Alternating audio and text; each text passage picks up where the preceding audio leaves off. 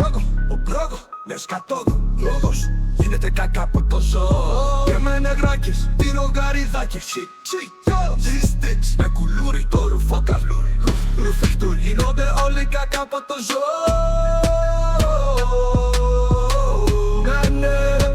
Ρε παιδιά, κακά. Έτσι αρχίζει η ιστορία. Juicy Burger, με ιστορία πως γίνανε κακά από το ζώο, ρε παιδιά.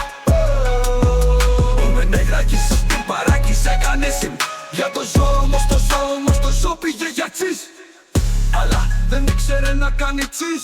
Και το ζώο πεινάγε και κάνε κρόγιο κι όλα τα ζωντανά πράγματα έγιναν πιφτήκια μαζί με τον νεγρακί.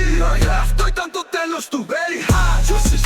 Μετά για το κουλούρι, το ευωκαλούρι ήτανε σε μια παράλια με το ζώο. Εκεί το ζώο το πέταξε μια μπιφτεκόπαλα με μια πέτρα και μπιφτεκίτιδα μέσα.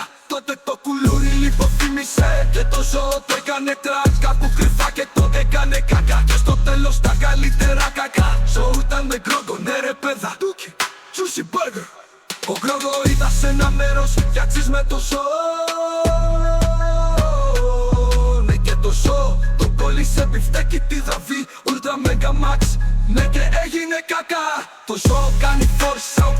Τα σκάτα είναι πάνη σκληρά και δεν βγαίνουν εύκολα. I gave him some exclusive red poison. Με τα κακάο με νεγράκης έγινε πάστα το πουλούρι λαδιά και ζώμο. Ενώ ο Γκρόγκο έγινε τουβλά νερό με νεγράκης πασταράκης και το πουλούρι το ζώμο λαδούρι. Και Γκρόγκο του βλόκο με νεγράκης τυρογαριδάκης συμπαράκης το πουλούρι.